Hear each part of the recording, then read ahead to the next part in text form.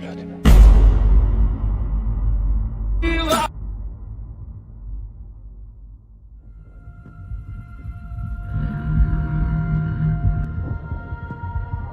Hear my plea to the fallen, leave me to be with the broken one last time before I go.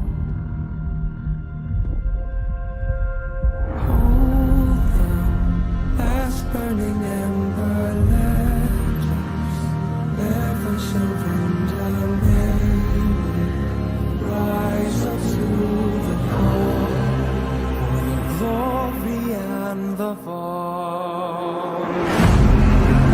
For the weak and the broken, for the lost and forsaken, let us never surrender. May we rise up to the call for the weak and the broken, for the lost and forsaken, let us never surrender. For the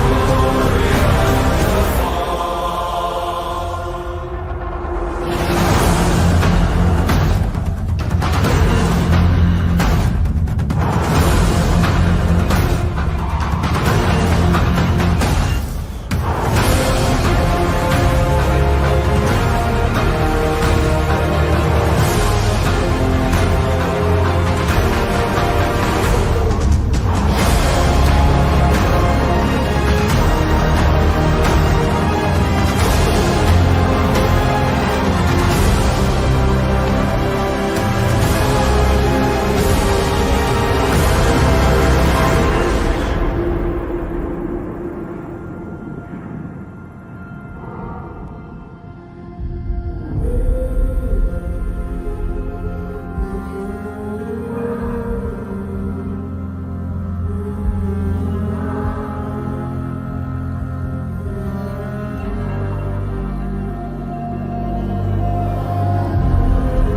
For the beat and the broken, for the lost and forsaken, let us never surrender. Now we rise unto the call.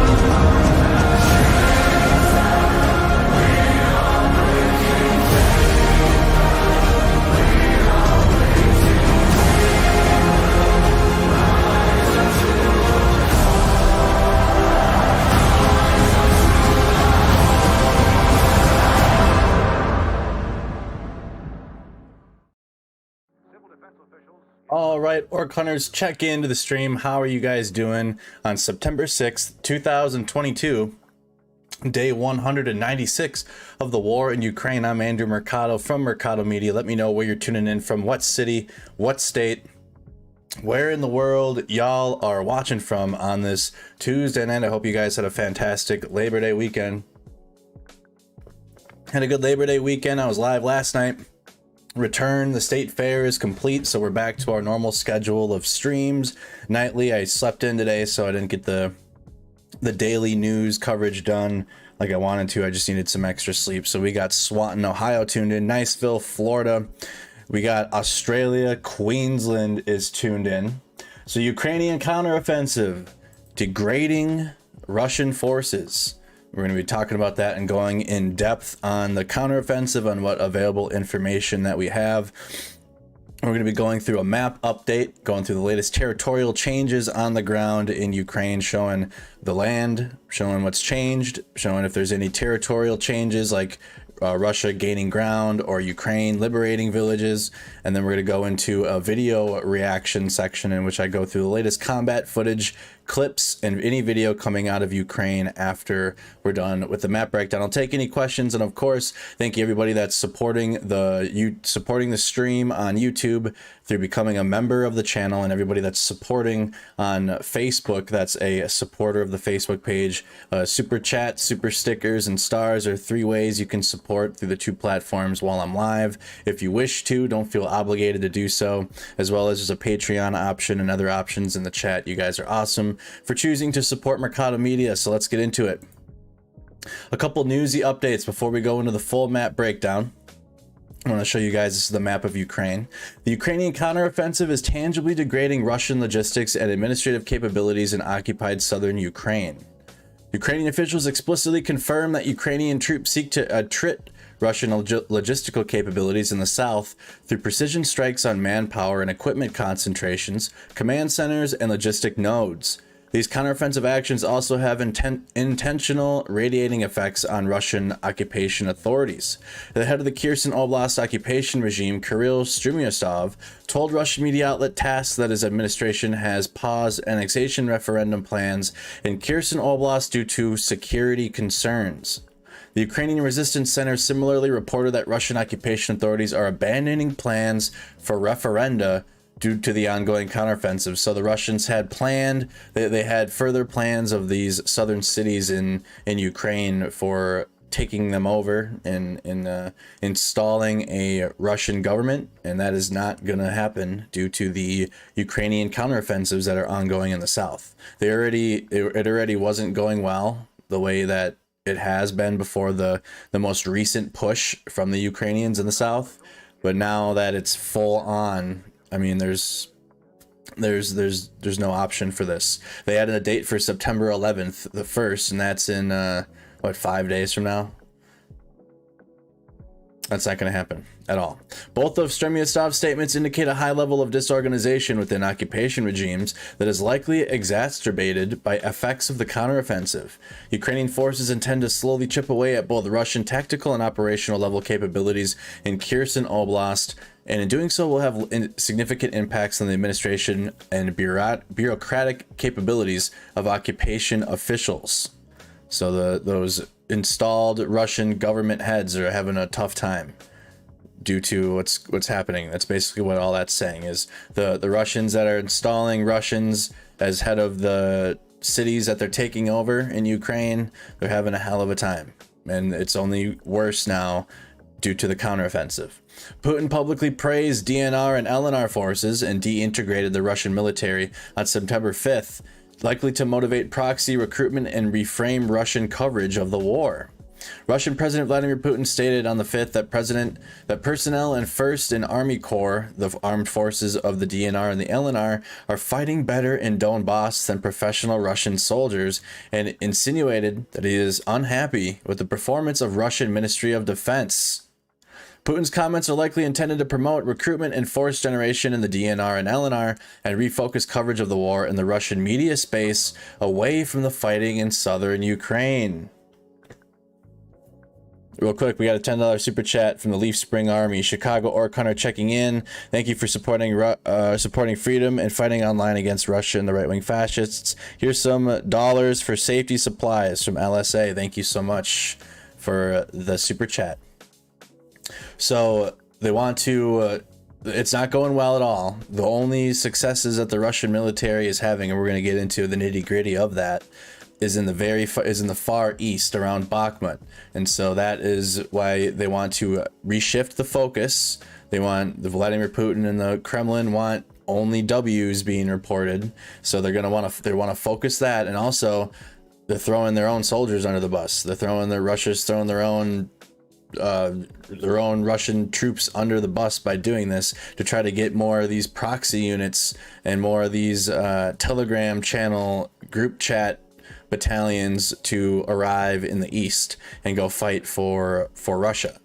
Putin additionally likely seeks to elevate Kremlin's preferred and false narrative of its invasion of Ukraine, because likely these are the types of people that are even more susceptible to the propaganda and the ideology of the pro-fascist, the ideology of the reasoning behind the invasion, these types of people are more susceptible to that message, whereas Russian soldiers are out there, you know, they're on military operations. They're no morale. The morale's gone. The morale's gone too for even the DNR and LNR fighters. But at least they can reach the Kremlin and Vladimir Putin, and they can reach those types of people with their propaganda easier than the actual soldiers. So the actual soldiers are getting thrown under the bus, as shitty as they are, and the DNR and LNR fighters are getting praise. Putin additionally likely seeks to elevate the Kremlin's preferred and false narrative of its invasion of Ukraine as an effort to protect the DNR and LNR by praising their forces, praising the DNR and LNR and what's wild too, and we're going to get into that, is the DNR and LNR refuse to fight outside of their own oblast. The Donetsk People's Republic and the Lugansk People's Republics are refusing to fight outside of their own area. So that's very interesting. Very messy going on right now for the Russian military. There are massive L's everywhere, and the structural integrity of the military in terms of their chain of command is just soup right now, moving like pond water. It's just, they've changed theater commanders 3 times. They've had 8, 9, 10 different generals in charge on the ground. There's just, it's not the occupation officials in the political space of governing the cities that are occupied in the south are failing.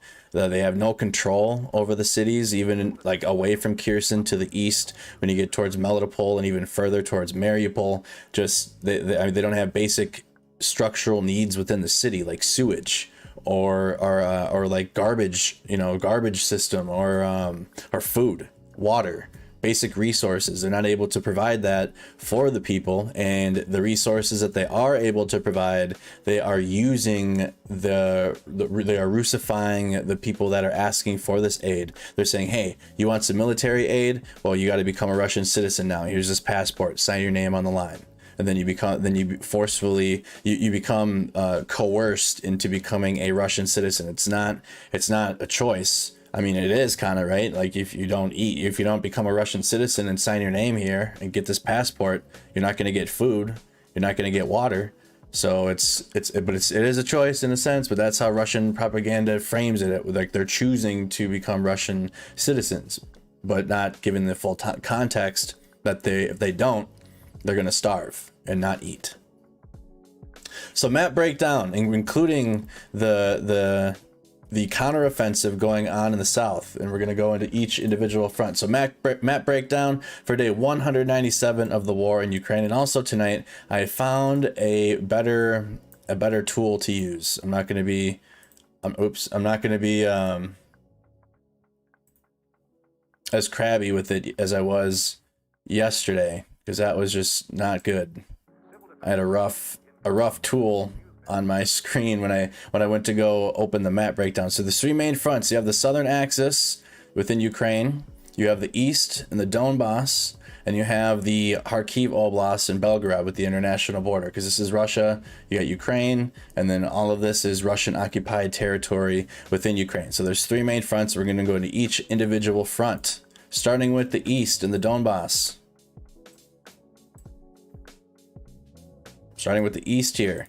I'm going to circle each. I'm going to highlight the key Russian controlled cities: Izium, Lyman, Sverdlovsk, and Lysychansk in 1 circle. I'm going to circle Popasna here. It's not there, but it's not marked on the map, but it's there, I promise. And Donetsk. And I'm also going to highlight Horlivka. Here's the Russian advancing directions, or attempts to advance.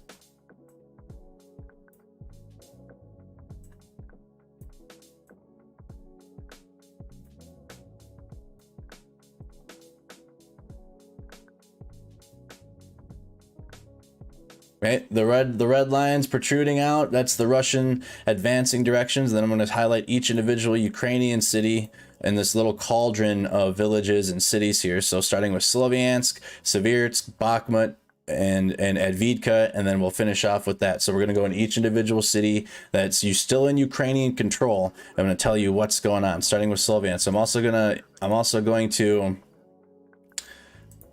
zoom in on each section as well, so you can see it a little easier. So here's Sloviansk zoomed in some. Let me see if I can zoom in a little more. There we go. I like that. Nope, I don't like that. No, we're gonna go back to that. We're gonna go back to that, and we're gonna go right here. Okay. There's Sloviansk. And the Ukrainian counteroffensive directions.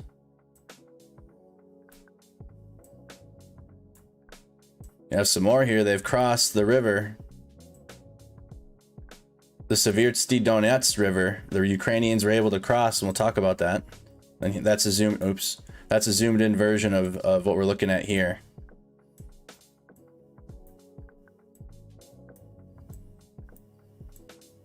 All right, so here's the map. I'm going to go into each individual city, starting with the city of Sloviansk in the east.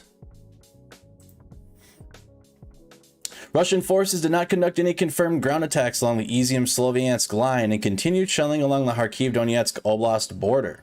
An RT war correspondent noted that most intense fighting along this axis in the last 6 months has occurred in the wooded area dubbed the Sherwood Forest that lies along the E40 Izium-Sloviansk highway.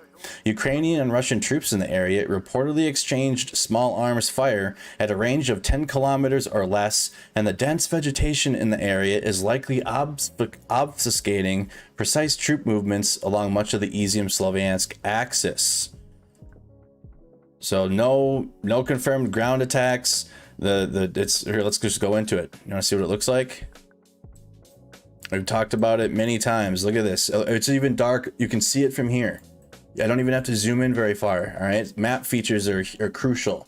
So the darker on the map, the more wooded it is. Okay, the more vegetation there is, the more traversing through the territory, the increased difficulty it is. I don't even have to zoom in very far. This is the area we're talking about, right? I'm gonna leave it here so you can get an idea. This is what we're talking about, right? In that thick green spot right here. Right? It's very tough terrain. Ukraine's had W's as of late here.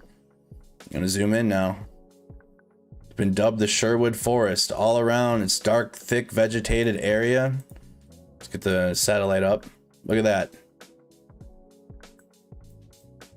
Look at all that wood, all the woods, wooded areas. You got rivers. There's a Seversk Donetsk River. The river branches off in multiple directions. This is just tough terrain to traverse through. A forest extends the entire region.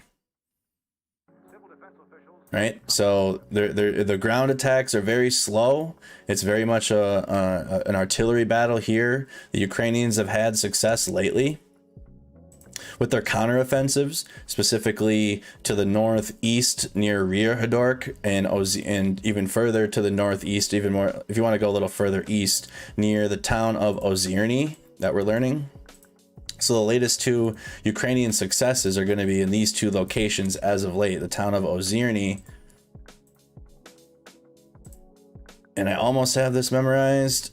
The town of Staryi Karavan, right on the other side of Seversk Donetsk. So this just shows that the Ukrainians have been able to cross the Seversk Donetsk River into this Russian territory, that the Russians haven't been able to cross the Seversk Donetsk from their end. They've been stuck here. They haven't been able to move past Lyman since they took Lyman at the end of April, right? So what we're looking at is two Ukrainian successes, as well as the recent line of successes from the Ukrainian military just south of Izium, as the Ukrainians are chipping away at this territory here, and they're fighting over Dovenki. Dovenki's a little bit further north of Dubrovny. No, Mazanivka. Yes, Mazanivka and Dubrovki. Dubrovny. The Ukrainian and the Russian forces are fighting over this town of Dovenki just north of it. So we might be seeing even more there. And of course, we're tracking what's going on in Borodarichny. There hasn't been any reports of any further liberated ground in that city. The Ukrainians don't have full control over Borodarichny here, just to the south of Izium. But we're tracking that, and we're going to make sure that we update you guys if that does change. Because not only are there counteroffensives in the south, there are there are counteroffensives going on in the east as well that are not being reported at all. Everything's focused on the south, understandably, because Ukraine announced a new massive counteroffensive. So we'll be tracking that too. But this is something to keep up on that's happening in the Donbass as well, as the Ukrainians are starting to chip away at some of this territory here. So that is it on Sloviansk. There hasn't been any new ground gained. There's some fighting going on in what's dubbed the Sherwood Forest. Sherwood Forest is up here. That's what's dubbed the Sherwood Forest, through the thick terrain that's there, the river that runs through it with the Seversk Donetsk, just very tough territory. And we're tracking all of that. But beyond that, no territorial changes, no gain in liberated ground from the Ukrainian military, and there hasn't been any increase in Russian aggression in terms of gaining more ground in this region as well. Next, we're going to go over to the town of Seversk.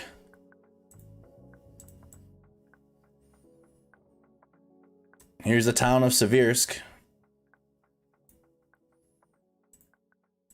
Ukrainian-controlled city. I'm going to highlight Lysychansk and Severodonetsk too over here.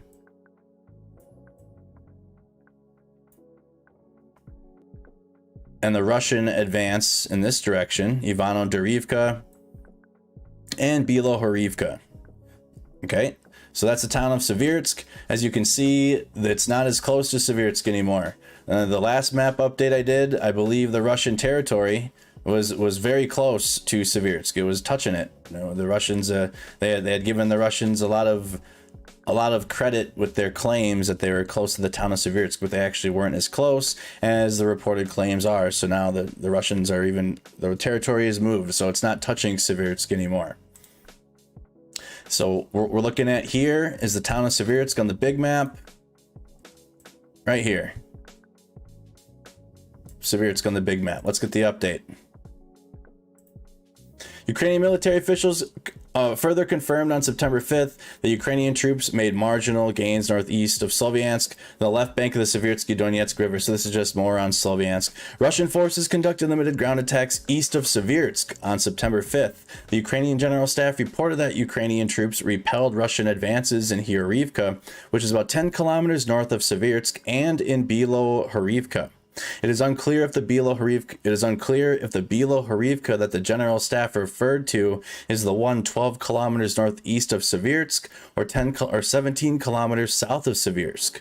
Lugansk People's Republic troops also reportedly fired on Ukrainian positions in Verkho-Mayankansky, which is 5 kilometers due east of Seversk, suggesting Russian troops lost their previous positions in Verkho-Mayankansky on an unspecified date. Russian troops continued routine artillery strikes on Seversk and surrounding settlements.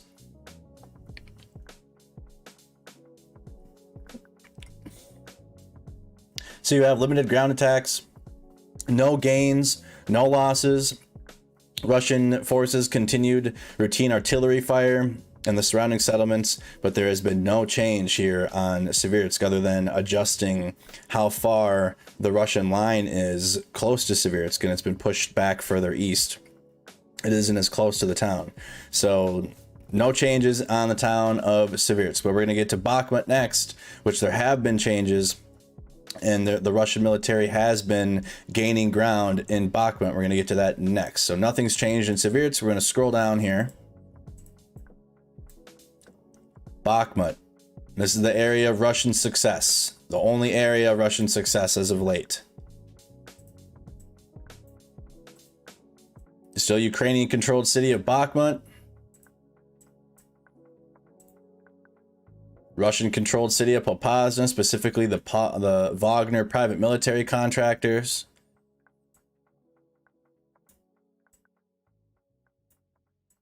The Russian advancing directions and attempted advancing directions. We'll leave it there. And then Horivka is next. We'll get down to that. So there's a town of Bakhmut. And as you can see, and we'll get into this, Bakhmut and Avdiivka, which is the next city, the Russian military or the Russian forces are trying to go around each city to be able to capture it, because they haven't been able to capture the city directly forward onto it. So let me find, this is the pencil tool. Perfect. I got a new thing here. So what the Russian military is trying to do is gain ground, try to take Soledar, try to take that, extend this front line outward, however far it takes, right? Make this Russian territory. This is what they want to do. And then they can advance onto Bakhmut from the north and from the south. I don't know if they're going to be able to, the Russians are going to be able to get to the west of Bakhmut, but likely try to extend the front line to the north and to the south of it so they can try to advance on the town from a different direction. And we're going to see something very similar on Advidka here very soon. Or very quickly when I get to the Advidka update. So here's Bakhmut. Russian forces conducted ground attacks northeast and south of Bakhmut on September 5th. The Ukrainian General Staff stated that Russian troops fought in Pokrovsky, which is 10 kilometers east of Bakhmut, and in the Bakhmutsky Soledar area, which is 10 kilometers northeast of Bakhmut. Russian troops, including Wagner Group fighters, continued attempts to advance north on Bakhmut from Kodyma, which is 13 kilometers southeast of Bakhmut, Vasilia Dolnya, which is 5 kilometers southeast of Bakhmut, Zyadostiv, which is 8 kilometers southeast of Bakhmut, and Semihiraya, which is 16 kilometers southeast of Bakhmut. Russian troops also continued routine air and artillery strikes on and around Bakhmut. So just continued ground attacks. Doesn't look like there's been any gains. They also continued routine air and artillery strikes, which is just a common thing in the war, but from both sides, shelling. It's an artillery war, so that's just a common part of the report. But there hasn't been any changes, just exchange and fighting as the Russians are looking to extend these front lines to the south and to the north of Bakhmut. But there hasn't been any changes. What we're tracking though here's Soledar, and they took that. Now the Russians had recently taken the Nov Gips factory there in the town of Soledar, and we're also tracking Zadasiv. The two areas in which the Russians have gained ground, not in the last week I've seen, nothing in the last week, but lately, like within the last month or so, we've seen Russian successes here trying to extend these front lines so they can advance on Bakhmut from different directions. That is it on Bakhmut. And on the big map, Bakhmut is located right here. Okay, and that is the town of Bakhmut. Next, we're going to go a little bit further to the southwest of Bakhmut, going down to Advidka, which is right here. Okay, going to get down to Advidka, zoomed in map.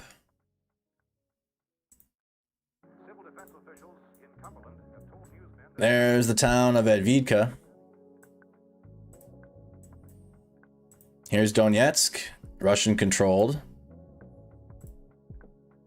Here's the Russians trying to extend the front line outward, similar that we just saw in Bakhmut, in Pisky and Marinka.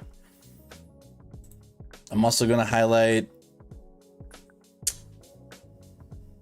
I'm going to put a box here around these two cities. Because again, I'm not quite around these three. Because I'm personally not quite sure where they're exactly launching the attacks from in terms of which cities. But they are, and they're branching out from this region. Okay, so I'm just going to box that so we can include a couple more cities within that. And then, of course, the Ukrainian controlled city of Advidka. It's still in Ukrainian control. So it's going to get blue.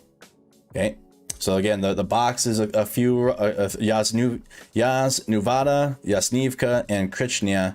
It's in your Russian occupied Donetsk, and then of course the city of Donetsk just south of that box, showing the Russian advancing directions. And the most recent successes we've seen here is going to be in Pisky and Marinka. And here's Pisky and here's Marinka, and we'll see if there's been any changes there in the last 24 hours.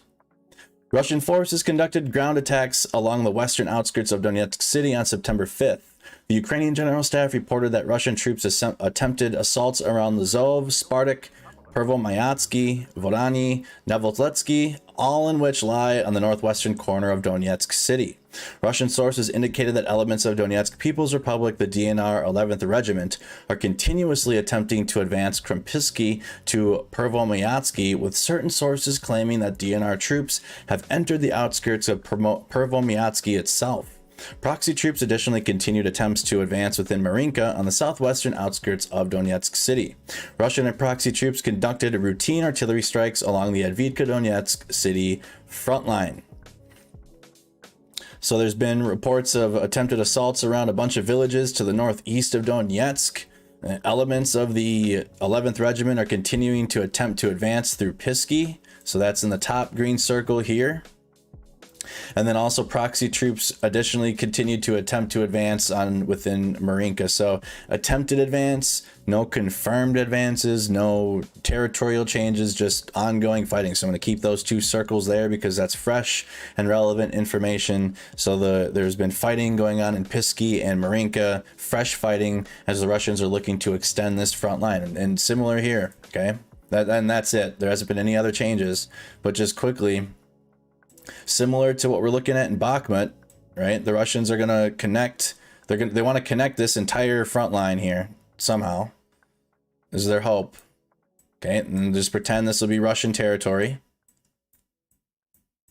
And then they're trying to extend this front line outward, however far. Pretend. And then they can advance, and they're going to, if they're able to do this, if the Russian forces are able to do this, they're going to advance. They're able to advance on Advitka from other directions, from the north and to the west and to the southwest. Very similar to Bakhmut, and we know it's the blueprint because this is exactly what they did to take Severodonetsk and Lysychansk when the Russians were advancing onto those two cities and they weren't able to punch through straight on. They went around to the north and to the south. They hammered the city with artillery, and then they moved their troops around and flank to the north and to the south or whatever direction they are able to. It's very slow.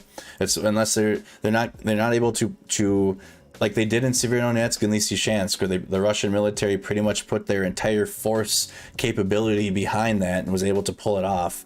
They don't have the resources to do this in these two sections in Bakhmut and Advitka right now, especially with having to defend the counteroffensives in the south. So don't look to see any blitzkriegs here on Advitka to make this happen, or even north in Bakhmut to make that happen. It's going to be very, very slow and dragged out. We got to track each individual area as it happens, because it's not like there's a blitzkrieg taking place like that happened in Severodonetsk and Lysychansk. But it's a similar blueprint. So we're tracking Pisky and Marinka as the Russians are looking to extend this front line. There hasn't been any reported territorial gains as of the 6th or anything that's changed on the map.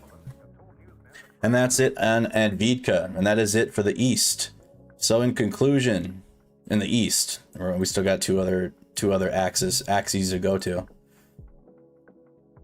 You're tracking Pisky and Marinka. Ukrainian counteroffensive successes here to the northeast of Sloviansk. The Russian line has been pushed back in Seversk, and that is about it. In terms of things that have changed, okay? Because again, it's a war of attrition on a day-to-day basis. If you're not really like tuned in as deep as we are here, you would think that nothing does change much, but there are changes, all right? And that's what we do cover here on Mercado Media, even the smallest of changes. So there's been five things that we're tracking. That's the Ukrainian counteroffensives to the northeast, or 2 Ukrainian counteroffensives to the northeast of Sloviansk, south of Liman. You got the front lines here have been moved back east towards away from the town of Seversk, and then you have just south of Advitka, we're tracking the Russians are trying to extend the front line in Pisky and Marinka, but beyond that, nothing's changed in the last 24 hours. Next, we're going to go up to Kharkiv and the international border with Belgrade. Oops. Kharkiv Oblast and Belgrade. Kharkiv, Ukrainian-controlled city. Belgrade, Russian. And we'll get the update. This one's usually pretty quick. Russian forces did not conduct any confirmed ground attacks in northeastern Kharkiv Oblast on September 5th and continued routine air, missile, and artillery strikes on Kharkiv city and its environs. Ukrainian forces continued to strike Russian ground lines of communication and logistical hubs in Kupiansk and Semenivka, southeast of Kharkiv city, between September 4th and 5th. Russian forces expanded near Bayrak, Husarivka, and Shipol between 8 and 18 kilometers from the site of confirmed Ukrainian strikes southeast of Kharkiv city on September 4th. So just artillery strikes, no confirmed ground attacks, no territorial changes, no ground, no liberated villages from Ukrainian side, no ground attacks in which there's been any territorial changes from the Russian military as well. So nothing's changed here, right? And lately, in terms of what's gone on in the last month or so, if you haven't seen what's gone on in Kharkiv, the Ukrainians have had successes in their counteroffensives to the southeast of Kharkiv, almost directly south in Balikla. Down here, they're extending the Ukrainian front line even further, trying to get it close to Izium, likely to try to link up with the other forces that are there that are punching through the Russian lines to the south. Use this map. So what we're looking at here is likely the Ukrainians trying to link this up here. It's very slow, right? Very, very slow. Nothing's going to happen quickly. But you're seeing the Ukrainian counteroffensives here in Baklivka, and you got the Ukrainian counteroffensives down here to the south at Izium. Likely try to link that up here so that way they can make a unified effort to try to push on this. But again, that's going to be very slow. The Ukrainian resources are very much focused in the south as well, even and in the east. I mean, their focuses are all over the country. It's their country. They're defending it, but most of their resources are focused in the south when they're with their push and their counteroffensive. And it's amazing to see that even in Sloviansk that they're even able to gain any ground here. That just shows you that despite not having the amount of resources and the amount of things, like just the number of artillery pieces, the number of troops is very much different in force generational capabilities. But there's more of a will to gain ground back. This is Ukraine fighting for its sovereignty. They're fighting for their territory. So that's why you're able to see, even though the Ukrainians are stretched thin, even in the east, you're seeing successes with their counteroffensives, and you're seeing Ukrainians liberate territory because they're able to fight. They're able to dig deep. They're able to dig deep and do things like this, even though they're stretched thin. Whereas you have the Russians all over the entire country, and they're just completely demoralized on multiple levels. So nothing's really changed here in Kharkiv. You had some successes over the last month in Baklivka, just to the southeast of Kharkiv, likely to try to connect the two Ukrainian counteroffensive forces to try to get the front lines pushed towards Izium a little closer. Next, we're going to go into the south with our counteroffensives. The mainstream news is reporting about all the counteroffensives taking place. We're going to include everything that's going on there, though, including the counteroffensives. If you guys could hit the like, hit the share, hit the follow.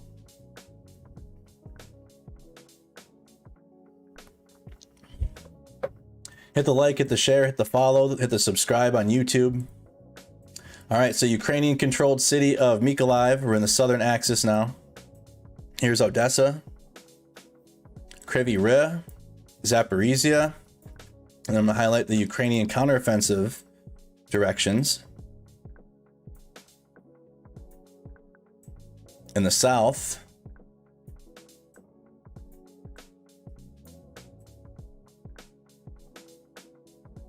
and then the Russian controlled cities in the south as well. So Kherson, Novokhovka, Melitopol, Mariupol. And then I'm also going to highlight the Zaporizhia, or the nuclear power plant, the NPP in Enodahar. And then I'm also going to highlight Nikopol, just on the other side of the river of the Dnieper. Right there, just on the other side of the Dnieper River. All right, let's get the full update, and then I'll go into the specifics on the counteroffensive. So this is just overall for the southern axis, right? And then I'll specifically update on the counteroffensive after. Russian forces did not conduct any confirmed ground attacks in western Zaporizhia Oblast and continued routine shelling along the Zaporizhia Oblast front line. The Ukrainian Intelligence Directorate noted that the GUR Spetsnaz detachment conducted a limited special operation into Russian-occupied Kamienka-Dniprovitska, just west of Enodahar and on the south bank of Kakhovkotska Reservoir.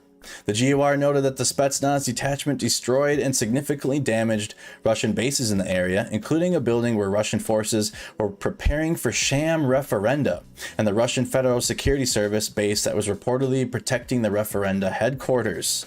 Geolocated satellite imagery corroborates the GUR report and shows a large fire burning in Kamienka Dnipropetrovsk.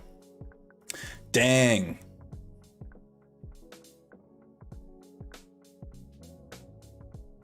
They destroyed a building where Russian forces were preparing the sham referendum. They're having lots of issues. Let's pull up that source quick. Number 60. Let's pull this up. Hope it's a video.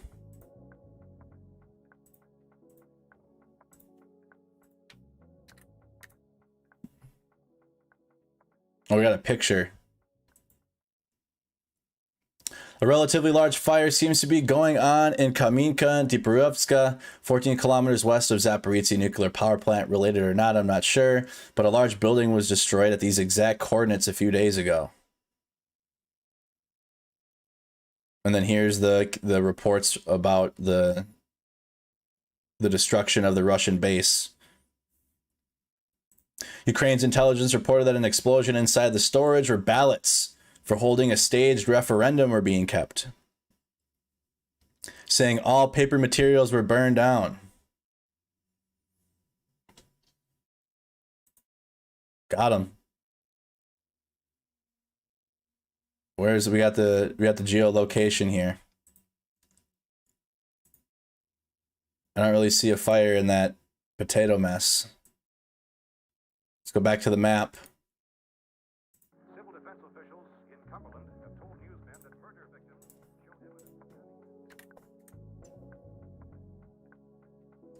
Here's the Kamyansky. That's the location. Just off of the Dnieper. Just to the west of the Inodohar, the Zaporizhzhia nuclear power plant. Man. That's so close to the nuclear power plant. There's the nuclear power plant's right there. There's the reactors in all their glory. And there's the location of strikes being conducted. Very close. Very close. Absolutely ridiculous situation going on with the nuclear power plant there. And just playing with the Russians playing with the nuclear power like that and using it as a nuclear shield. Just absolutely insane. The Zaporizhzhia nuclear power plant continues to operate at the risk of violating radiation and fire safety hazards as a result of damage to the plant's power lines. Both Ukrainian and Russian sources exchanged accusations that the other side shelled the plant on the 5th. Ukrainian nuclear operating enterprise Energoatom, I struggle with that word every time, stated that Russian shelling over the last 3 days caused a fire that disconnected to the last power line that linked the ZNPP to the Ukrainian power system, which forced power unit number 6, the unit that powers the ZNPP internally, to unload and disconnect from the grid. Russian sources claim that Ukrainian forces shelled infrastructure at the ZNPP in and Inodohar. Notably, 4 of the 6 members of the IAEA delegation departed from the ZNPP on the 5th, with 2 members staying at the plant to establish a permanent presence. So they're leaving 2 members behind. So they had the IAEA members, the delegation, show up. They're leaving 2 members behind. Russian forces conducted missile and rocket strikes on Mykolaiv city and shelled the entire line of contact in Mykolaiv Oblast on September 5th. Ukrainian sources reported heavy shelling of Nikopol and other settlements in Dnipropetrovsk Oblast, including a rocket strike against Kryvyi Rih. Russian air defense reportedly shot down a Ukrainian drone over Yevtoprilia in Crimea. So now specifically on the counteroffensives. Lots of information here on the Ukrainian counteroffensives and the efforts to liberate Russian forces. Excuse me, the efforts to liberate Russian occupied territories from the Russian forces. Ukrainian military officials maintain their operational silence. They did not release any information pertaining to Ukrainian advances in Kherson Oblast on the 4th, 5th, or 6th. Ukraine's Southern Operational Command reported that Ukrainian forces shot down 2 reconnaissance drones in Vitskopilia after previously not confirming that Ukrainian forces entered the town. Ukrainian General Staff reported that Russian forces launched airstrikes on Bezmeny and Skutury Stavok, approximately 6 and 10 kilometers southeast of the Ukrainian bridgehead over the Inhlets River. So you got the two very important rivers. Let's just highlight them in green. Actually, let's go zoom in on Kherson. We're gonna zoom in over here. Okay. Ukrainian controlled city of Mykolaiv. Counteroffensive directions.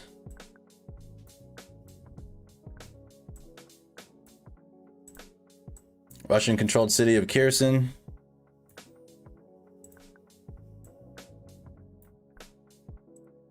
And we'll use green to highlight these two rivers. That needs to be a little thicker. Here's the Dnieper River. Okay, and then you have the Inhlets River, which is a tributary to the Dnieper. This thing, look at, I'm highlighting it almost perfectly this time, and I haven't done it. It really zigzags up through here. Okay, that's the Inhlets River that connects. Okay. I'm also going to highlight the city of Novokhovka and the dam that continues to get targeted by by Ukrainian HIMARS strikes. Okay, so what we're looking at here is the Ukrainians have announced the counteroffensives that were going to be taking place for like the last few months, right? They were announcing that these were going to happen. We saw onesie and twosie strikes on the Antonivsky Bridge, like indicating, oh, what's going to happen? Like something's going to happen here. And then we saw more strikes being conducted and more strikes. And then there was the air base in Crimea that captured the attention finally of the Russians that were vacationing there because they saw it with their own eyes and they were sitting on the beach and they're like, holy shit. And then they had to leave, and then they had to leave Crimea back into Russia. But we've seen incremental strikes indicating that this was going to happen. And while that was happening, Russia moved all their troops up into this north of the Dnieper River. So again, you got the Inhlets and you got the Dnieper River, and the Russians moved all their troops up into it. Right, so they're up in here north of this river because they had to go defend, and this was happening for the last month or two. So you have Russian forces moving their troops up. I'm gonna try to make arrows out of this. Oof. Okay, stop. Okay, why? Okay, I guess I can only do one at a time. All right. I was gonna make arrows. I don't have arrows with this key, but anyways. These lines are the Russians moving up north of the Dnieper River. So that's what the Russians did in response. Now, the Ukrainians are completely taking these bridges out. The bridges across the Dnieper River. We'll use yellow. Probably too many colors on the screen. Yellow X there. Yellow X there. Okay, so now the Russians are trapped up here. The Russians moved all the resources up into the north. This isn't exact. This gives you a simulated idea that the Russians moved their troops up. So now the Russians are trapped up here. The Russians that are up here. And this is a very slow and drawn out process. And this just simulates the Russians that are up here north of the Dnieper River.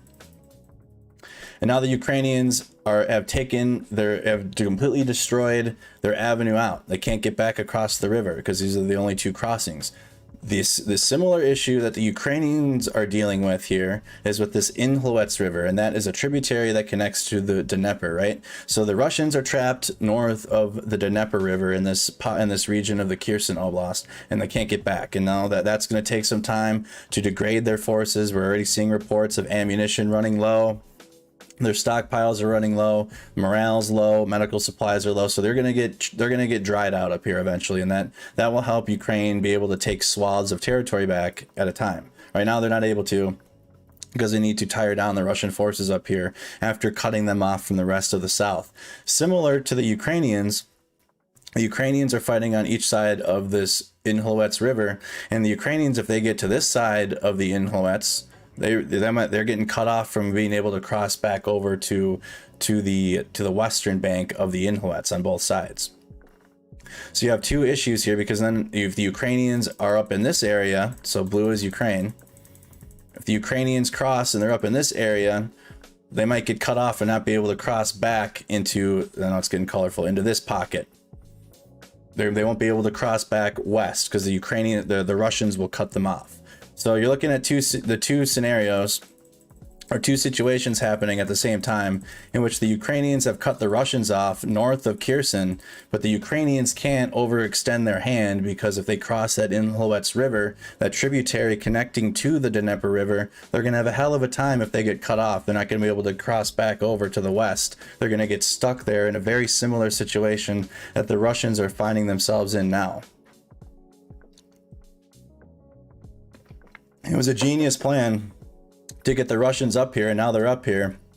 And I have video that we're going to get into, our most recent video, showing the Antonivsky Bridge is completely getting hammered by HIMARS. Like, it's the most vivid video I've seen of HIMARS strikes on the bridge, but they're completely taking out any Russians' ability to be able to get south of the Dnieper River, and they've cut them off up here in the north. But again, similarly, the Ukrainians don't want to cross their entire military across the Inhlovets in case they do get cut off, and then the Ukrainians are stuck in this little pocket of Kherson in the Russian occupied zone of the Kherson Oblast towards Zaporizhia. So more on that. Ukrainian forces continue to target Russian ground lines of communication and ammunition depots in central Kherson Oblast. Ukraine's Southern Operational Command noted that Ukraine forces destroyed a Russian pontoon crossing in Lazov, struck the command post of the 35th Combined Arms Army in the Kakhovka Rayon, and two observational posts belonging to battalion tactical groups of the 247th Guards Air Assault Regiment in Mykolaiv Rayon and the 126th Separate Coastal Defense Brigade in Berislav Rayon. Ukraine's Southern Operational Command added that Ukrainian forces struck a pontoon crossing in the area of the Kakhovka Bridge on September 5th. So we've already seen video, and zoom out. We've already seen video of pontoon crossings to try to get a crossing across the Dnieper with the Antonivsky Bridge, right? And I got a video for that we'll get to. Or not from the pontoon perspective, seeing the Antonivsky Bridge get hammered. And similarly now, the Russians are trying to do pontoon bridges in Nova Kakhovka on the Kakhovka Dam, just to the east of the Antonivsky, and that isn't working either, right? So they're trying to get pontoon bridges built up as Ukraine is hammering the Russians' ability to cross the river in general, but the Russians that are trapped up there, they're not going to be able to cross back, because there's only two crossings. There's three. There's three crossings, two main crossings for large military equipment and large numbers of troops, and that is the Kakhovka Dam and the Antonivsky Bridge. The only other crossing here is this railhead, this rail bridge, which if that becomes a threat, that's going to be too easy to destroy. But that's a rail bridge, and that's not even been reported on. So I don't even know if it's up and running, or if they're able to use it. But the two main crossings being the Antonivsky Bridge and the Kakhovka hydroelectric plant, that's cutting the Russians off in the south. Russian forces are continuing to undertake measures to establish river crossings and maintain their ground lines of communication to northern Kherson Oblast. Head of the Kherson Oblast occupation regime, Kirill Stremyostov, published a video rant depicting a pontoon crossing constructed out of barges in the background along the Antonivsky Road Bridge. Let's pull that up.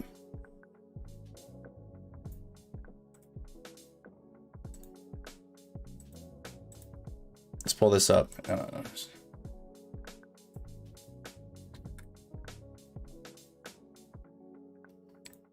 Get an idea of what this pontoon crossings look like. There he is. So translation, what are you bored? By the way, towards the end of the Kints, you can see an unfinished bridge of barges. So this shows the pontoon crossing that's being built.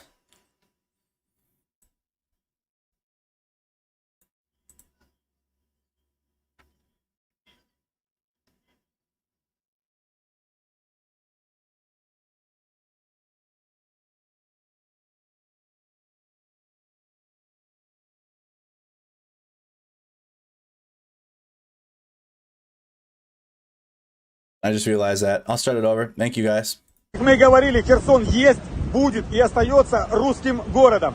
Если надо, я вас буду душить своими руками, независимо от своих позиций, должностей, потому что не считаю себя предателем. Считаю себя предателем тех, кто предал 9 мая, предал ветеранов, предал День Победы и упал под нацистские лозунги. Славить мы можем только Бога, а не... Look to the left. He's jibber-jabbering, but look, it's to the left right here. You can see the pontoon bridge. Свою вот эту, вот, знаете, гордыню, которая для нацистов является, как у свидетелей Иеговы, нечто большим переселением в иной мир.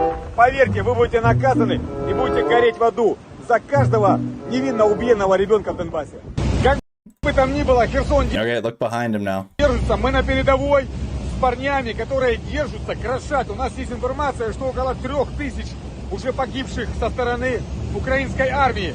Честно говоря, если вы еще не наелись, если вам еще непонятно, что вы просто-напросто уничтожаете свой собственный народ, то, повторюсь, вас народ поднимет на вило. Мы говорили, Херсон... Alright, so that was the pontoon bridge. Let me see if I can find that. And this is how the Ukrainians respond.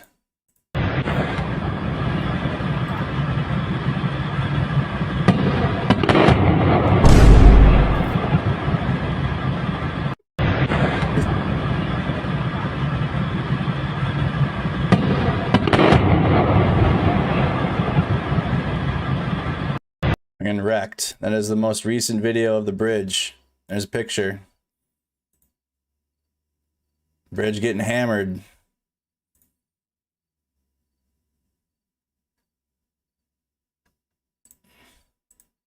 Oof. More video of the bridge getting hammered. That was the Ukrainian response to that. Anyways, back to the map. Almost done with the map breakdown. So anyways, back to the counteroffensive. It's not going well for the Russians. It's not going well, but put up a pontoon bridge that can get blown up too. The Russian Defense Ministry maintained that Ukrainian forces were unsuccessful attempting to gain a foothold in certain areas of Mykolaiv City in the Kryvyi Rih direction, where Russian forces are striking at Ukrainian reserves and units with artillery and precision strikes.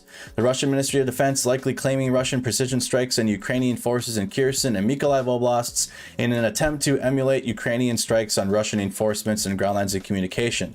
Some mill bloggers continued to express criticism towards Russian offenses around the Inhlovets River, with one mill blogger claiming that Russian Spetsnaz requested artillery support for hours before Ukrainian forces were able to break through Russian defenses. Former Russian politician Viktor Alkensis noted that the Russian Defense Ministry again limited its discussion of conducting offensive operations, which likely indicated that Russian forces are largely undertaking defensive measures. Alkensis noted that Russians do not have the awareness of the lack of progression during the Russian special military operation in Ukraine. Ukraine's Center for Countering Disinformation also noted that the Kremlin is exploiting Ukrainian operational silence to invent claims about the Ukrainian counteroffensive. So during this embargo on information, because again, this is a operational security right now with the counteroffensives taking place, Ukraine doesn't want information just leaking out there, just revealing their troop numbers, where their locations are, with how much ammunition they're taking. Basically, this open source intelligence that we've had, any information coming out of Ukraine has been cut down to just official Ukrainian sources, and not information isn't free flowing right now because of the counteroffensives in the south. A couple other things we're going to talk about before we get to our video updates. Going to go into the mobilization and force generation efforts. So this is how Russia is sending their troops over into Ukraine and how they are being paid. The Kremlin directly acknowledged and took a step further toward creating a federal level infrastructure for regional volunteer battalions to replace losses in Ukraine on September 5th. Kremlin Press Secretary Dmitry Peskov announced that Russian President Vladimir Putin plans to task the Russian cabinet members with protecting the civilian job positions of Russians who volunteer for the war in Ukraine. This represents a departure from previous Kremlin silence on regional mobilization efforts, which have allowed the Kremlin to present recruitment drives as voluntary local initiatives and insulate ethnically Russian areas and key urban centers from the burden of generating volunteer battalions. Russian authorities are likely escalating efforts to forcibly mobilize residents of occupied Ukraine, potentially to meet increasing pressure from the Kremlin to solidify territorial gains before Putin's reported September 5th deadline to capture all of the Donetsk Oblast. The Ukrainian Resistance Center reported that Russian occupation authorities seek to mobilize 10,000 residents from the Lugansk Oblast and are leveraging school enrollment data to forcibly mobilize fathers of school children attending Russian-run educational institutions. Lugansk Oblast head Serhiy Hadai also stated that authorities in the LNR are giving employees of LNR-owned enterprises recruitment quotas to incentivize the recruitment of contract soldiers in exchange for promises of pay and extended job security. So again, this is just going into the facts of how they're getting troops to go even fight for the Russian side. Russian authorities are apparently attempting to recruit personnel typically unfit for military service due to physical and mental illnesses, further indicating that traditional sources of combat power are being increasingly exhausted. St. Petersburg Psychoneurological Dispensary number 2, dispensary? I mean, the orc hunters like those. Posted new deleted military recruitment ads to its website on September 5th. Well, that's a banned dispensary. We don't go to the St. Petersburg dispensary. They need to have actual weed be put into their dispensaries. It might chill Russia out. The increasing reliance on individuals with physical and mental illness who are unlikely to receive proper training, medical, or psychological support before being deployed will likely exasperate already poor morale and discipline within mobilized Russian units within Ukraine. Russian federal subjects are continuing to deploy volunteer battalions to Ukraine. Russian sources reported that 400 strong Kuzma, Minin, Nizhny Novgorod tank battalions deployed to Ukraine on September 5th. So that is the update for mobilization and force generation efforts and now activity in Russian occupied areas. So this is the cities within Ukraine that Russia is occupying and how they're integrating control over the residents in the area. Russian occupation authorities are continuing efforts to facilitate economic integration of occupied areas into the Russian Federation. The Russian-backed head of the Zaporizhzhia Occupation Administration, Yevgeny Balitsky, stated that his administration has set the exchange rate in occupied Zaporizhzhia Oblast to $1.25 rubles to 1 hryvnia, starting September 5th. Such efforts to codify the rublization of occupied areas are intended to ease the integration of occupied territories into the Russian economy.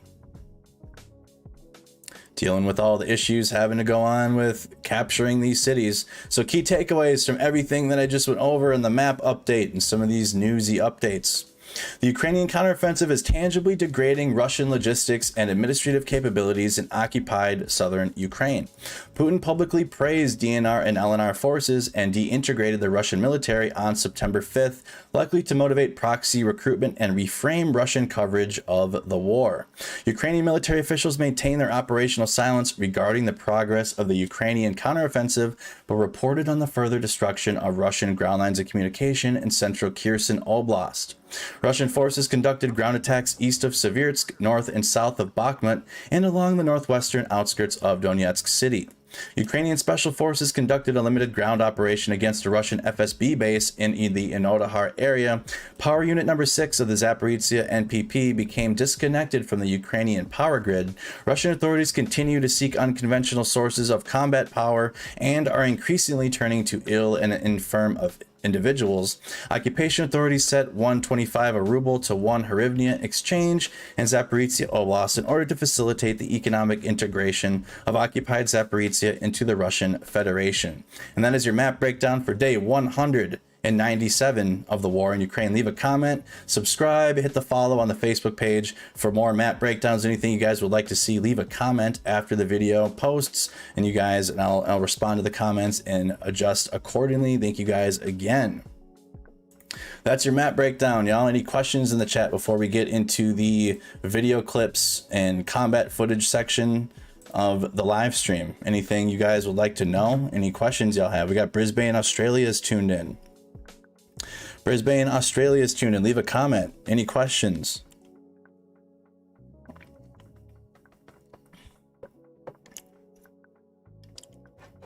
If not, let me know where you're tuning in from. Drop your city and state, or what city in the world you guys are watching from. I'm a U.S. Army veteran. I was an 88 Mike in the Army. Served for 4 years active duty, 4 years in the Army Reserves. One tour to the Middle East in support of Operation Enduring Freedom. So I know a thing or two about military stuff. Not everything though. Syracuse, New York. Chico, California. How you doing? Thank you to all the veterans in the chat. Texas is tuned in.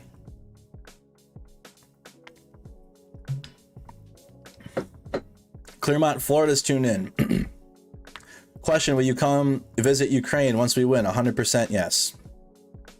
I wish I could go to Ukraine now.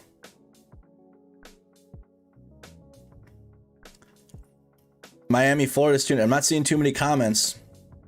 Not seeing too many comments asking about the map breakdown, so we're going to hop right into the video clips. Starting with John Sweeney. This is going to be the last John Sweeney update for a while. He's leaving Ukraine. This is from yesterday, but in case you missed it, this is his update about Russia losing the war in Ukraine at this time. John Sweeney, orange hats in the chat. War Diary, day 194 of Vladimir Putin's war. I'm going back to Blighty for a couple of weeks. I'll be back in Ukraine in late September, but here's some thoughts on how I think the war is going. Vladimir Putin's conception of a war which could be over in 3 days with the capture of Kyiv is a catastrophic mistake. In Kherson, I think the Ukrainians have created a trap for the Russian army, which they've fallen into, hook, line and sinker. What the Ukrainians have done is announce and promote the idea they were going to do a counter-offensive. And the Russian army rushed reinforcements, troops and tanks across the river Dnipro. Then the Ukrainians, using their HIMARS, have blown up all of the bridges. And so the Russian soldiers are trapped and they can't resupply properly. And that means that although progress is very slow, the Ukrainians are doing it brilliantly. What they're doing is waiting until the Russians run out of ammo.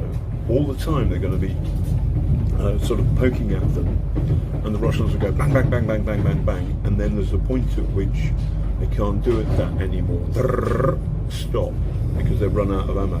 Now, that could be a month, it could be 2 months, but it's going to happen, sure as eggs is eggs. So I believe that Vladimir Putin has made a catastrophic mistake in terms of the big war, and also in rushing people to Kherson. He's made a second catastrophic mistake. In the east, the terrain and the war favours the Russians. What the Ukrainians are doing is they're going backwards extremely slowly. But I know, because I saw my pal Vladimchenko and his boys in Bakhmut, their morale is sky high. Vladimir Putin is going to lose. Love from a train somewhere in the middle of Ukraine. He's in a train in the middle of Ukraine. He's leaving now, but he'll be back at the end of September.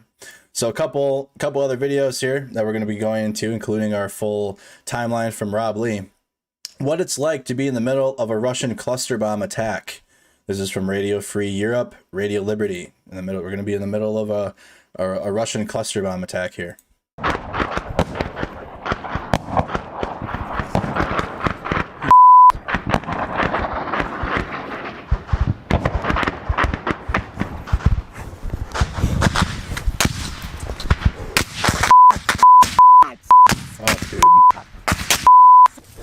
Окей? Машина сіла, да, все добре.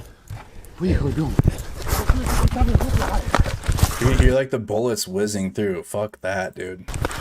Понял? Да.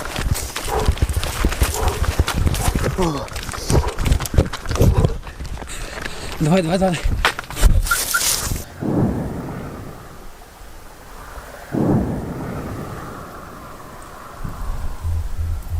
So Ukraine's used cluster bombs as well. Cluster bombs or rockets are bombs designed to open and release scores of small bomblets. A veteran Ukrainian journalist, Andriy Dubchak, and his son, Danlio, survived the cluster bomb attack. Wow.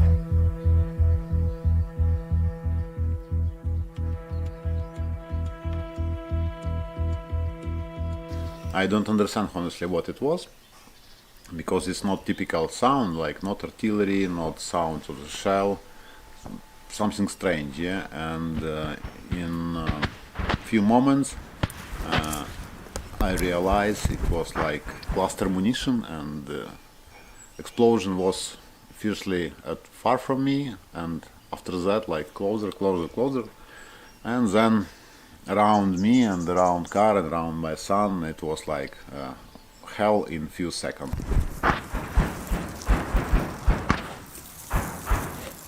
Yeah, like around you exploded all area, and it just sound, just waves, just pieces of something in the air, and you just lie down and like thought about not maybe personal safety, about what's my son do now, what's with him, yeah, like, and it was really crazy. After the wave of explosion, I tried to stand up and go to my son position, but probably this like cluster munition also have timers, like no, and I just stand up and new explosion, lie down, just stand up, one explosion, lie down, just stand up, explosion, lie down.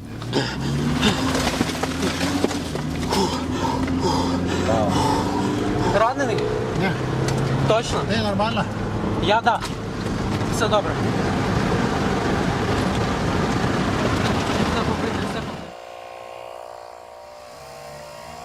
Most countries have agreed to ban cluster bombs, yep.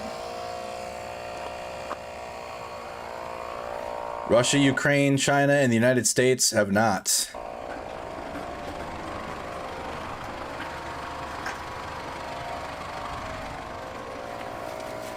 So the US still uses these things. And this cluster munition is like really huge amount of the Russian strategy. For them it's very easy to use at long distance, and it's safe for Russian army, and at the same time it's very effective. Many of the bomblets do not detonate on impact and can explode decades later.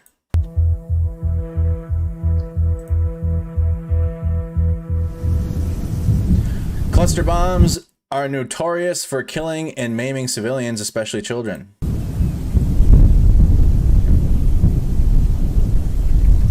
Wow. Middle of a cluster bomb. It's Radio Free Europe for that one. Another one, a couple videos from the Terra unit. Kherson direction, Terra unit destroys Russian military equipment. I got a couple Terra unit videos. I missed last one. I was working the Minnesota State Fair. I had to pick up a second job that was going to set me ahead a month for rent so I can continue streaming. I pick up an easy job quick. So that's where I've been for the last couple weeks. But here's the Kherson direction, Terra unit destroys Russian military equipment.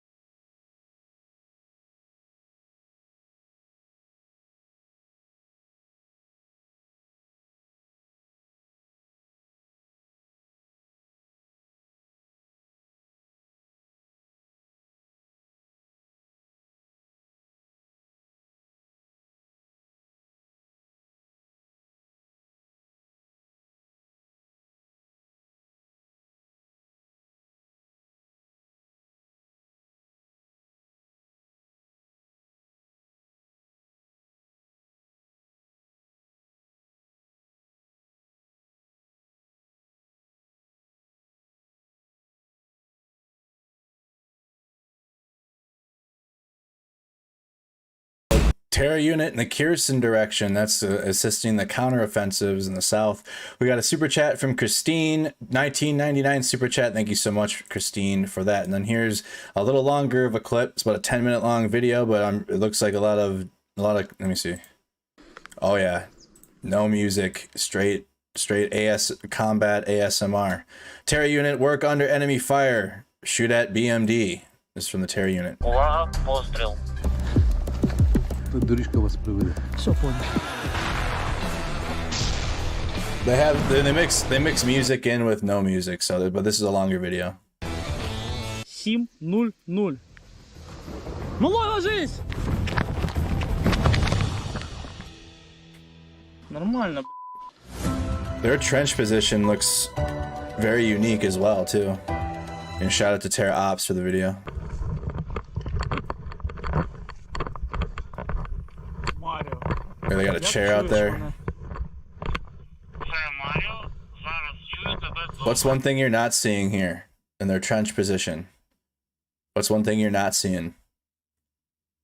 Trash, garbage, clutter, random crap everywhere.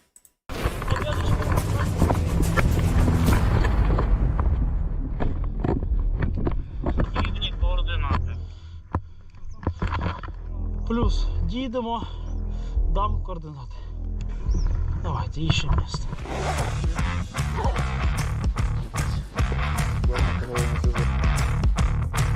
Даже рак.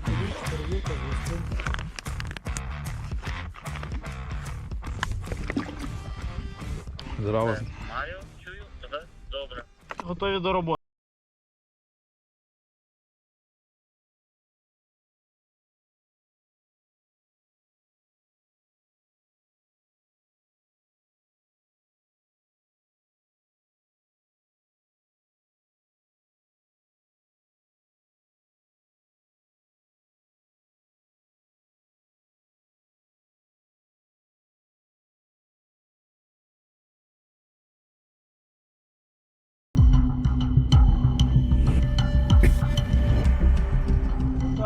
Здорово. Та сейчас отомстим за пацана. Вчора горіло там. Це ферма. Сейчас тоже будет гореть. Да. Ага. Ну вы давайте, пока мы работаем, тоже чуть-чуть подзалягте, чтобы мало ли. Увага, увага, постріл. Плюс спостерігай.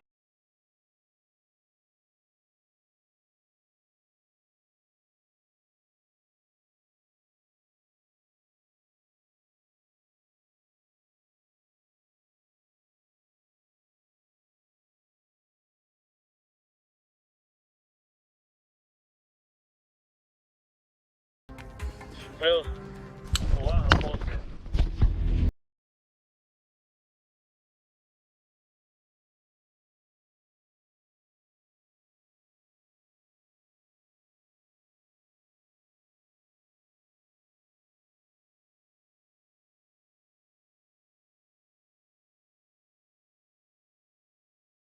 The main weapon used in this little frame. And again, I'm getting a little baked, but at the same time it's still, I mean, they're using iPads and tablets, and the weapon, the rifles on the ground. The rifles on the ground here. The weapon here is the drones. If you're wondering if we're in the future or not, I mean, hello.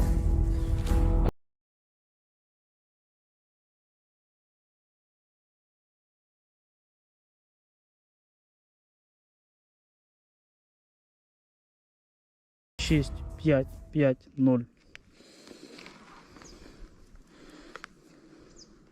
Плюс. Ложись!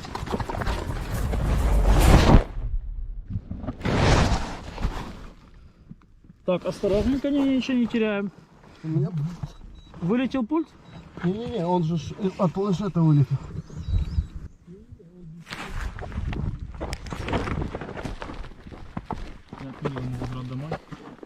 Are they hitting their marks? Yes, that's what you're watching when it cuts to the video. They're watching it on the drone, so they're basically they're calling in artillery from the drones. Еще раз. Что? ноутбук отключил. Он до Ой, этого ноутбук. Which is way more precise than having forward observers out there. Выключай. Телефончику спокойно. So like back in World War I, artillery, you'd call in, you'd have to use a scope or whatever because the front lines, and you'd be in a trench using a scope and see where the enemy is and have them relay artillery based upon that. But here they got drones in the sky. You can see where the enemy positions are in 4K. 4K 60 frames a second. Ой, спокойненько, спокойненько. Ложись на вдуву нормально.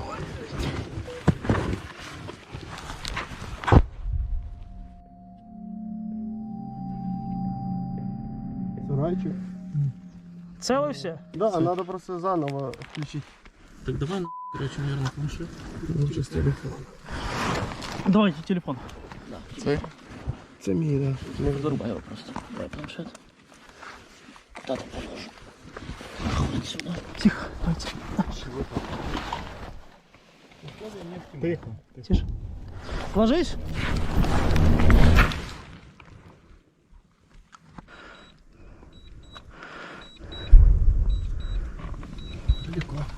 Далеко. Хорошо, давайте. Работаем. Спокойненько, все хорошо. Остановись.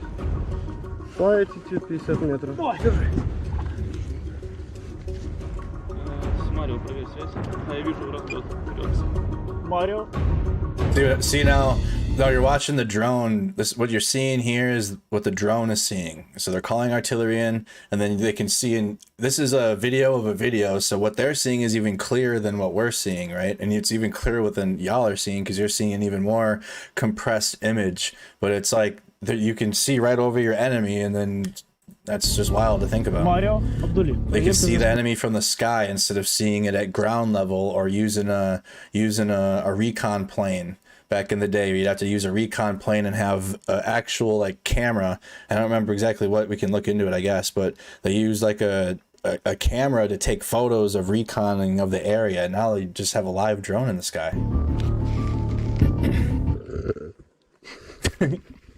Hell yeah. Ну, життя. Давайте мне чуть-чуть надо на связь.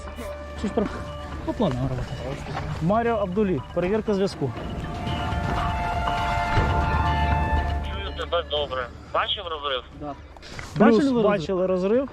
Зараз даю координати. Ой. А ну-ка, сарайчик. Вот это он? Да. 9, 1, 0. Плюс. Хорошо. Планшетик в тенечок. Выход. Спостерігайте. Ну, в поле. Есть? Поле. Увага, постріл. Плюс спостерігайте.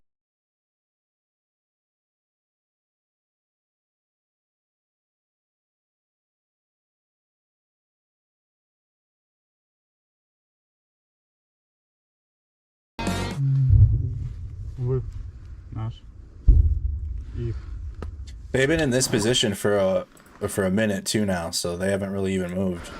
You just watch their videos and see the Terra Ops units videos on their channel. They're in the same trench position, so they're still holding it down wherever they're at. Что, не вкрутили детонатор? Она не взорвалась. Не взорвалась. Давай попала. Не видно, где попала. Наблюдаете? Наблюдаем нас, да. Попробуй ту. Да, в ту сторону там.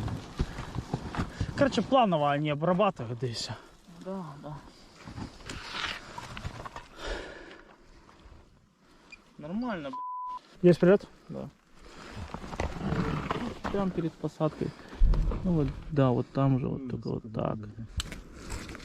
Ну да, я прихожу по нему или нет.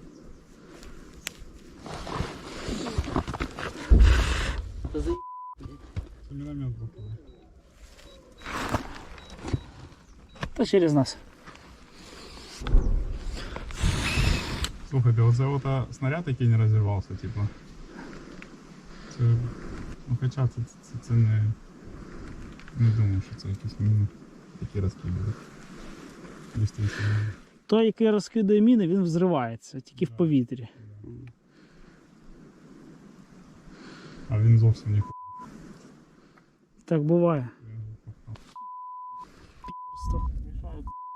Тише. Хлопцям працювати заважають. Увага, постріл. Плюс, спостерігаємо.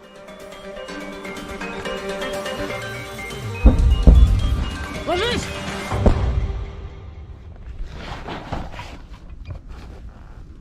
А ну-ка, это что-то сотка?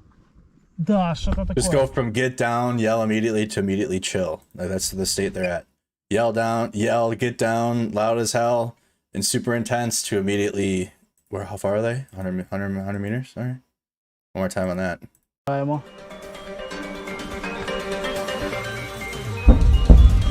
Ложись!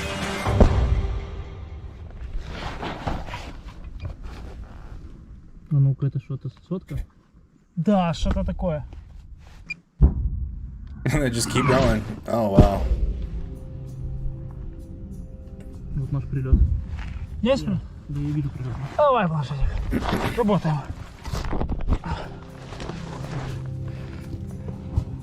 Смотря точка. Есть точка? Передаю координаты. 5, 1, 7. Что, запускаем сразу второй раунд? Конечно. Сюда. Малой, выходи передо мной. Пошел.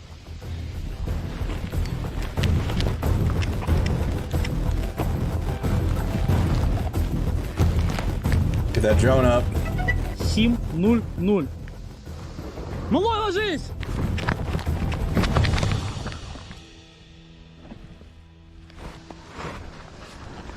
Не, это дрон, нормально.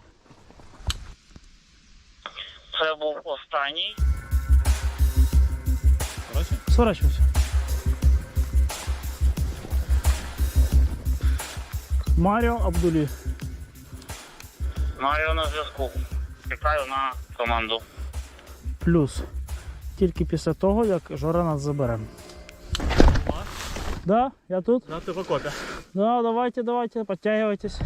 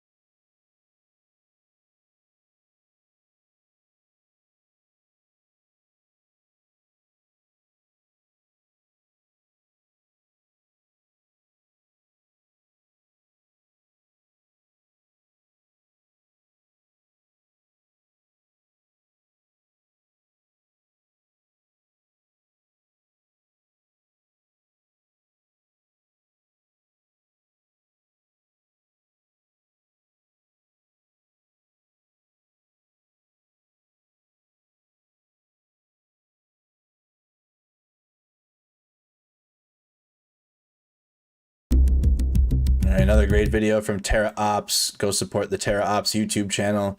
All their videos are like that. They have long ones, short ones, but a lot of the banger videos that they put out are like that. So go support Terra Ops. Let's go to Rob Lee now.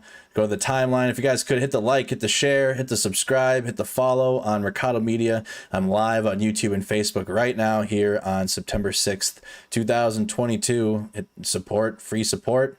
Hit to subscribe, follow, all that good stuff. And thank you to everybody that's been sending super chats, super stickers, and stars on Facebook. Become a supporter. Grab the badge on Facebook. I've lost like 200 some in the last couple months. And then membership on YouTube, of course, you get the badge next to your name too. And it tracks how long you've been a member, and that changes. Thank you guys so much. So starting with Rob Lee, a captured Russian VDV BTRD from Vitskopelia.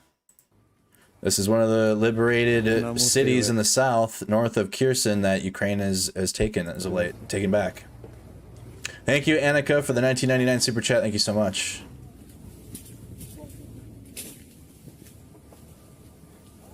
Ну що, підараси, блядь. Тепер будемо вас нею і мочить, нахуй, блядь, тварі, блядь. Ха-ха-ха. So again, this is a captured Russian VDV in Vitskopelia. Намутили, блядь.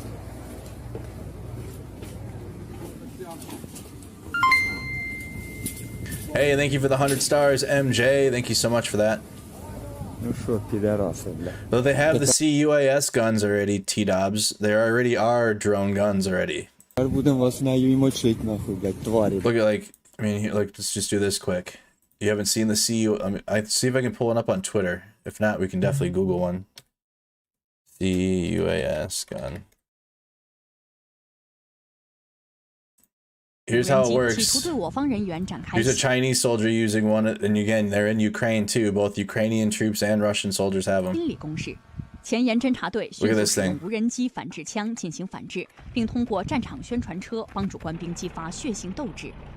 Oh, Sinan, thank you so much. I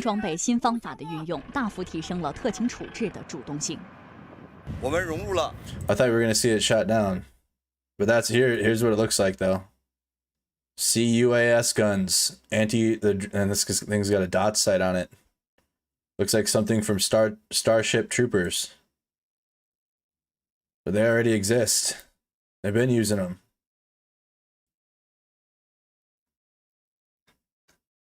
Man, I thought we were gonna see what we got here. Oh, here's a video of the DNR soldier with one from May. This is again the Donetsk People's Republic troop.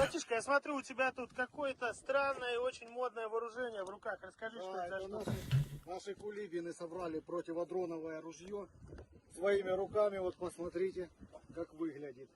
Видно, что это... Тут разные запчасти, да, отсюда. Ну, да. Чуть ли не там. Ну, работает хорошо. Вот мы сбиваем дронов вражеских. Вот, посмотрите. Ну, уводите, я так понимаю, да? Сажаете. Сажаем, забираем. Как работает оно? Направляем. Если получается, забираем себе. So that's a CUAS gun. It's a drone. That thing's like DIY as hell, right? The Donetsk People's Republic. But that's the idea of what those guns look like. All right, so let's continue back. A video of what looks like a destroyed Russian Buick Taylor or TEL transloader. Где? Ни кусков, нихуя не осталось. Да ноги вот не с руками. Вот не ноги, руки. Пизда. Ноги, руки, кишки, пацаны. Пиздец. Земля вам пухом, пацаны. Все съебаемся отсюда. Дай не помочь, братан. Выходим. Пошли. Ноги, руки, вот валяется тело. Ну пиздец, все, пацаны. Alright, so destroyed Russian vehicles. Got a fire going on in there. Video of a captured Russian T-72 tank. All sorts of captured Russian vehicles in this counteroffensive. Captured and destroyed Russian vehicles.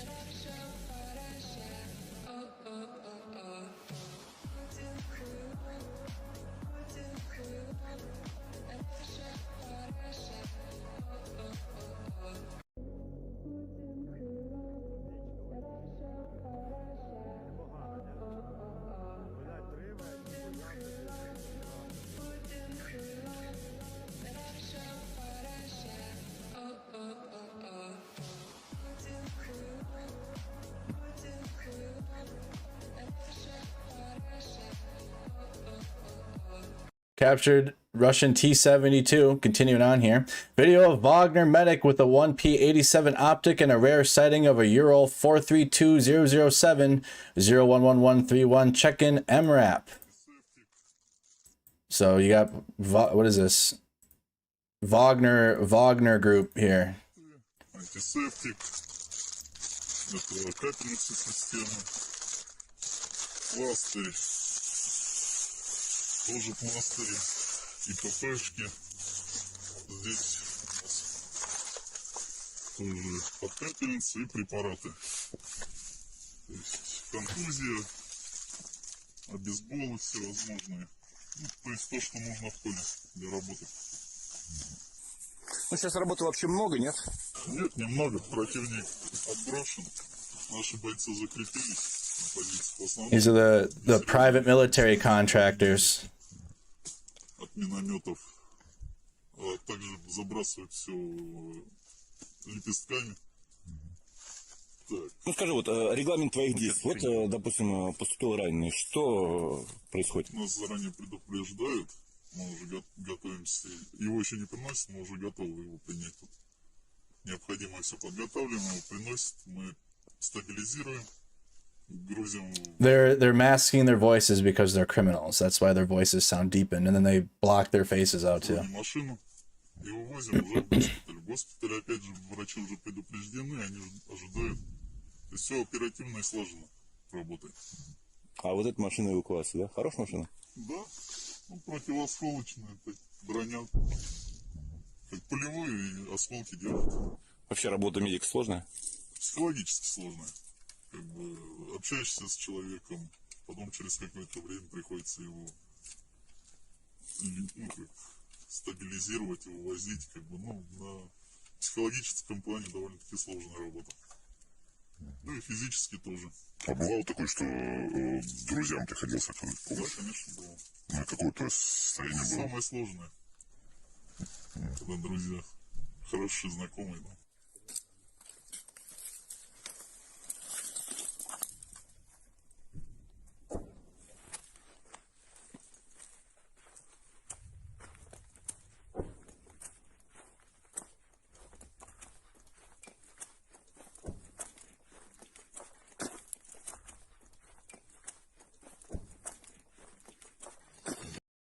So again, that was the Wagner group, mercenaries, medic carrying a rare sighting of a Ural truck, Russian Ural truck there. So there's more photo of Wagner fighters and a Chechen MRAP. So they're used to travel around, Kazavak vehicles, light infantry, the Wagner private military group. Video of artillery strikes by Ukraine's 24th Mechanized Brigade on Russian positions. It shows a destroyed Russian BMP-1.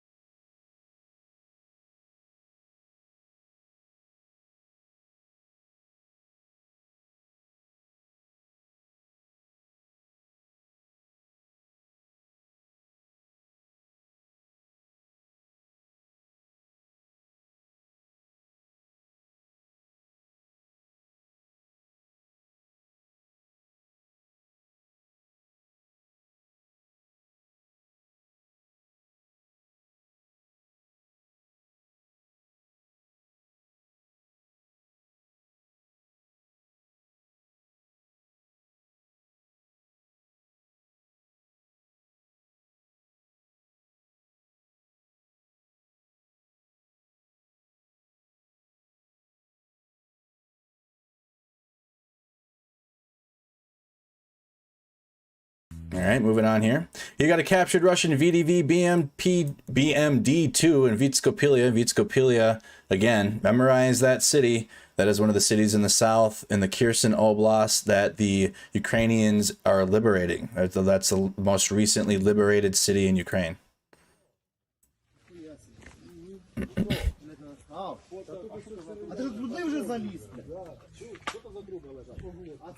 Пидоры жили русские.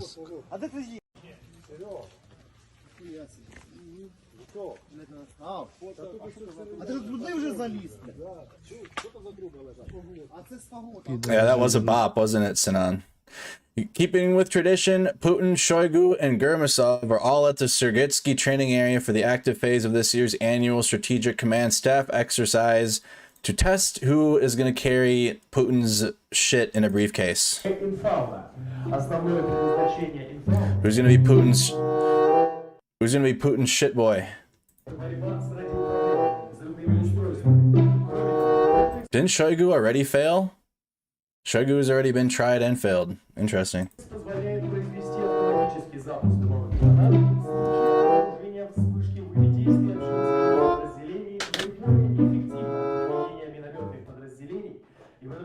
Автоматических гранатометов, позволяющих вести огонь навесной траектории и поражать противника, находящего оружие.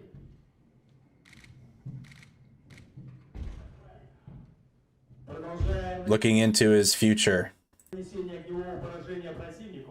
being taken out by his own people, likely. Ведут бои подразделения механизированного полка Алжирской Народно-Демократической Республики. Армения, Индия и Монголия. Огневое поражение противнику наносят боевые машины пехоты БМП-2, танки Т-72Б3, а также танки и боевые машины пехоты Народно-Освободительной 4. Применяемые танки имеют схожие характеристики и позволяют поражать бронетехнику и другие огневые БМП-3 является Thank you for the 530 stars, Scott. Опыт современных вооруженных конфликтов показывает, что на первом месте в огневом поражении противника превосходство достигается ударами ракетных войск и огнем артиллерии. So you got Putin, Shoigu, and Gurmasov. All look at that. I mean, they're not even. They just look defeated. Honestly, they look defeated. They don't look like they're confident with anything right now. Just looking at them, defeated, extra defeated, and this dude's like, I don't even. Gurmasov's big defeated too, but those three right there do not look like three confident people at all. Not confident in any of their actions. You got Putin, again, Gurmasov, and Shoigu. And that's it for the timeline from Rob Lee. Let's go to the Ukraine War Video Report on Reddit.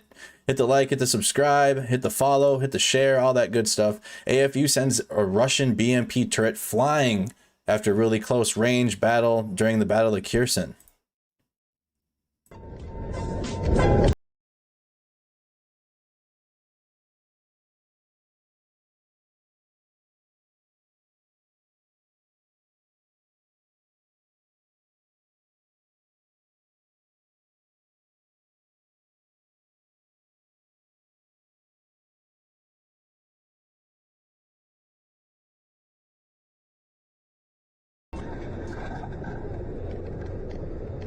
A BMP turret went flying.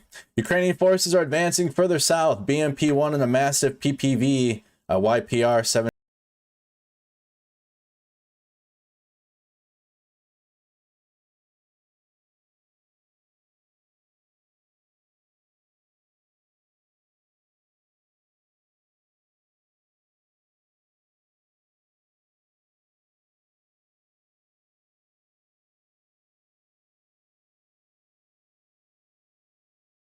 Pro-Ukraine video there, advancing further in the south.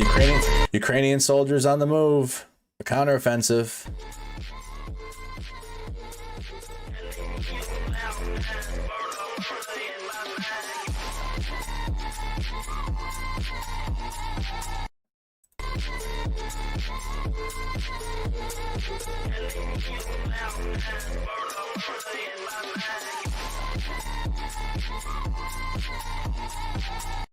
All right. Need some of that music in my life. Intercepted phone call between a Russian soldier and his wife. Seems like things are not going well for them in Kherson. So you got R, Russian man, and W for woman. Я сплю, зайка. Ты что, мне давно звонишь, что ли?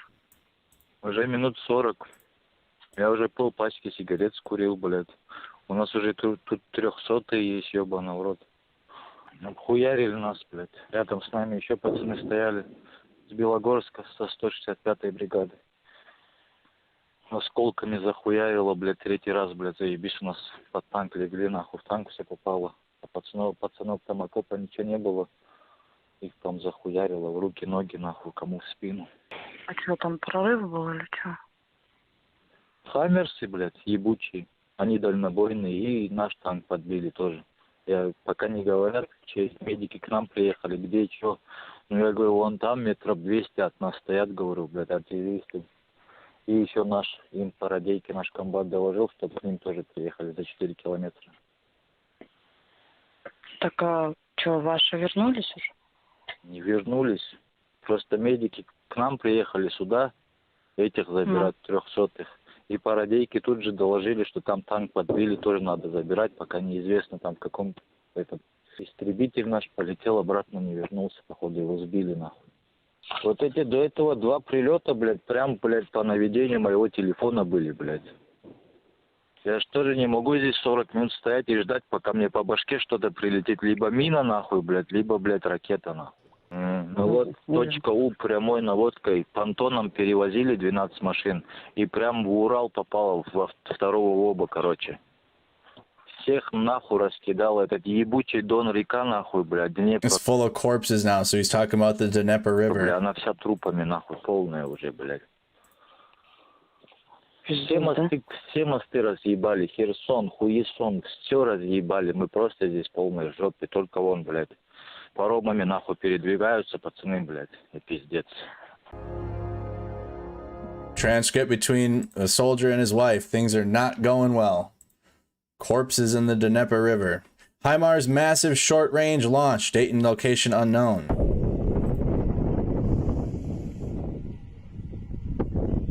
Oh, shit. One more time there.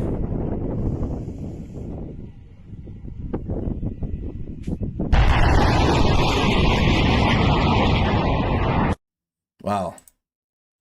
Russian soldier gets dropped. Помогай эвакуировать.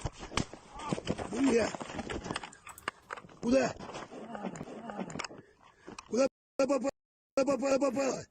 That's extra. That's extra violent content we don't need to be seeing direct. All right, so I'm just gonna skip past that one. Ukrainian soldier enjoying a Kherson watermelon. Но все же херсонские. Ребята, мы идем вперед. If you guys want to see the more violent videos, you go on the Ukraine War Video Report. You can check them out. I got to be careful. I'm already got a community guideline strike once. I can't afford another one. Сука, мы идем. Пизда вам, сука, орки. Арбузики. Eating the seeds and all.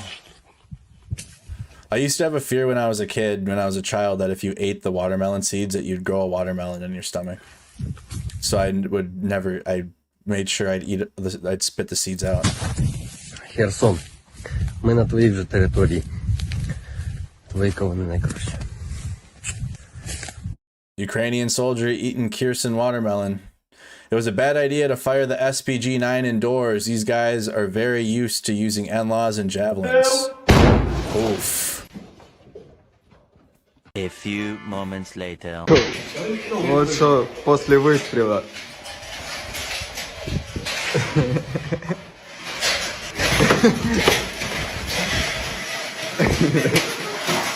That was dumb. Come on. That was dumb. Fired an SPG-9 indoors. Moments later. Вот что после выстрела.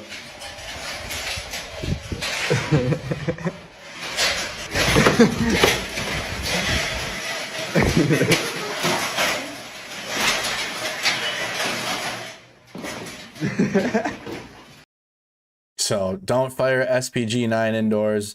They used to fire in the shorter ones like the NLAWs. Goodness. Soldiers of the 128th Mountain Brigade raised Ukrainian flag in Novovodsonetsky.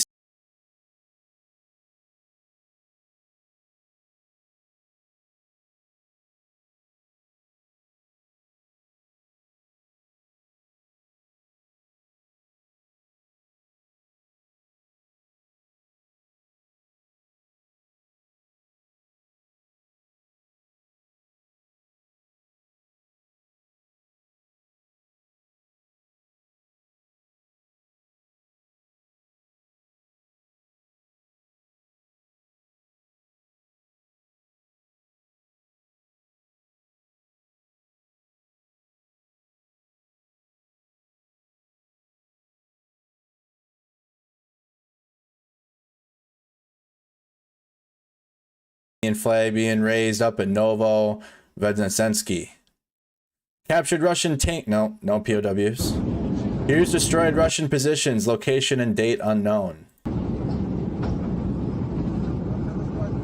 Кацапы получили пизды.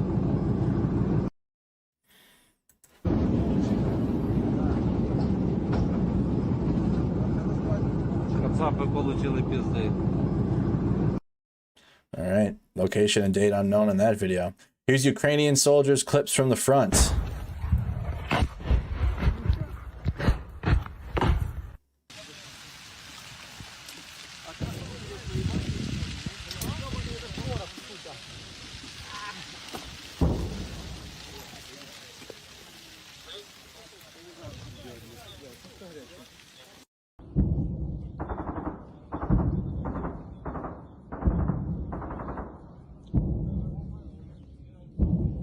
You can hear this. You can hear the air defense. That sounded like the Buke system in the background.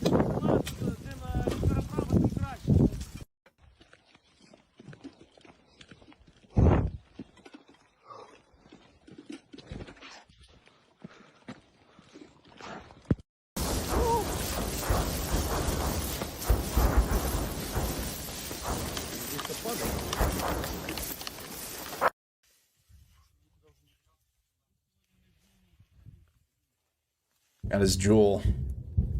Ой-ой-ой. О, близко. Блять. Вот это уже конкретно, блять. Да, порядок, порядок. Порядок. Выход!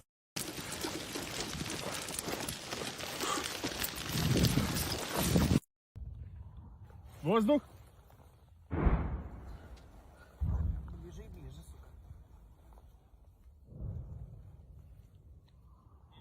Все?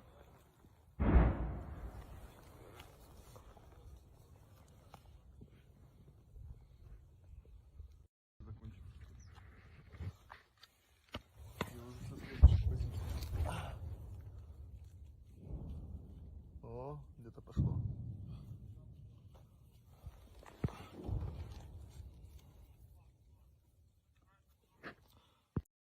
Wow, I like those clips without the music on them. We can just hear things and watch things without music. Ukrainian soldiers clips from the front. Good clips there. Russia's population is steadily shrinking. The Kremlin is aware of these facts and uses the war in Ukraine to improve the demographics. Proof can be found in the multiple illegal deportations of Ukrainians to the Russian Federation, including children. Learn more about the demographic catastrophe in the Russian Federation. Russia is dying. Its population steadily shrinking. Shrinking as a result of poor.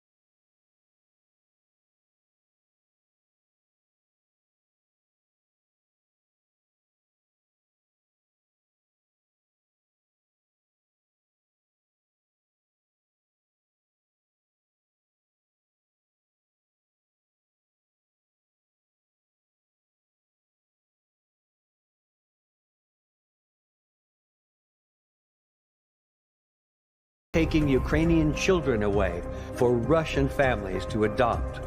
This is a war crime. These are all signs of decay. Russia is weak.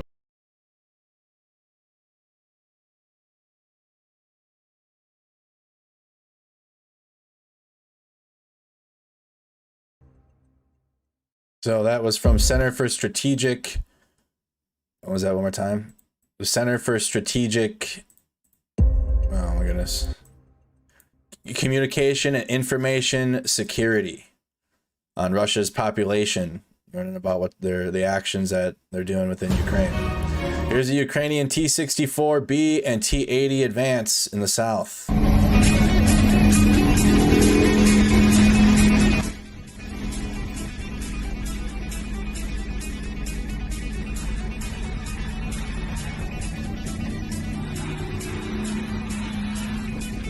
Oh dear. There's more audio than the song, but I don't know that. Oh dear. Just have to cut down the music altogether. I don't want to take another risk. Soldiers of the 79th Airborne Assault Brigade of Ukraine in the Old Caravan, Donetsk region.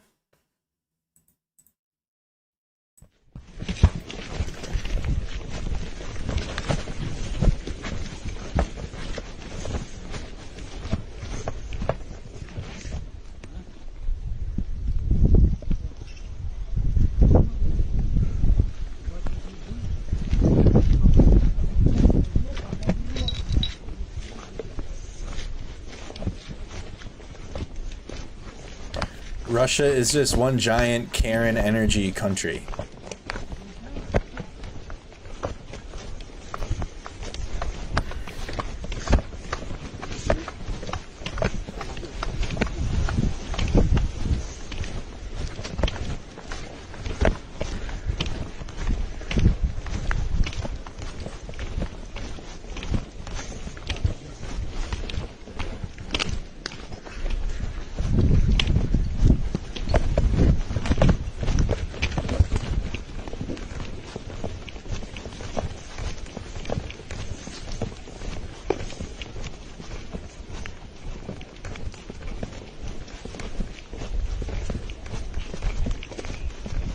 Marching through.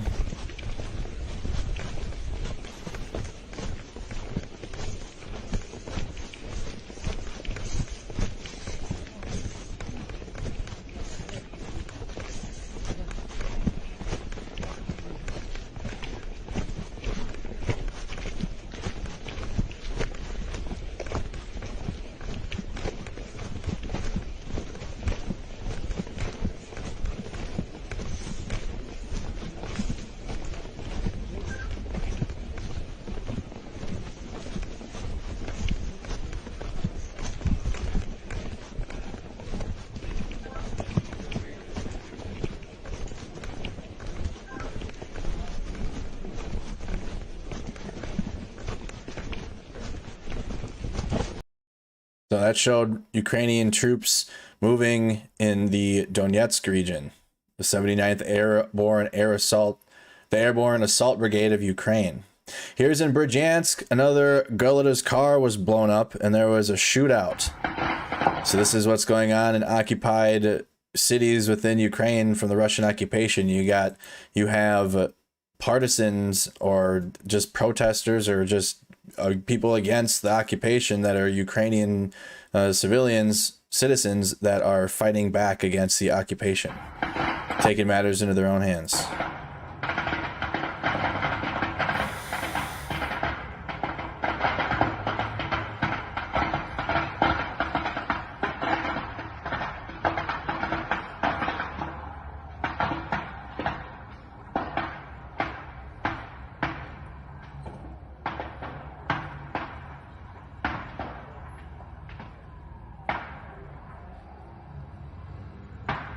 So that's in occupied Bryansk in Ukraine. Saw that video from yesterday. Okay, here's new Russian media. How long is this clip? 13 seconds, that's plenty. Russian media clip here. 2 people rallied, or so, what does it say? Russian TV calls for overthrowing of power within Germany. В Германии слишком мало вышло людей для того, чтобы попытаться свергнуть захвативший режим власть в Германии. Можем ли мы себе позволить поддержать эти протесты? Наверное, можем. I guess we can. So they're trying to support the people that are protesting the increasing energy costs due to the war, but they're blaming the people. They're being propagandized, blaming NATO for the increasing energy costs, when it's really, if Russia just fucked back off to Russia and left Ukraine, there wouldn't be rising energy costs. All right, I think that's about it, y'all. That's going to be about it here. Join us after this stream. I'm going to take a short break, have a short safety meeting, but we're going to be live here pretty quickly after playing The Last of Us Part 1 on the PS5 here. Join us on Snack Squad TV YouTube channel. Right after the stream, I have it redirected already to go on Mercado Media, but I'm going to be streaming the Part 1, Chapter 1 of The Last of Us on PlayStation 5 tonight. It's a great game, and just, it came out remastered. I'm going to be streaming that to Snack Squad after this. Hope you guys all come over. So thank you guys again for tuning in. Hit the like on Facebook, hit the like on YouTube, hit the follow on Facebook, hit the subscribe on YouTube. Facebook viewers, come over to YouTube, hang out with us on Snack Squad TV. If not, I will see you guys again tomorrow night. Hit the like, all that good stuff. Thank you guys. Thank you, members. Thank you to the supporters. Thank you to everybody that continues to support my work here at Mercado Media. I'm Andy Mercado, or Hunters. You guys have a wonderful night. Snack Squad, I'll see y'all soon. Take care. God bless.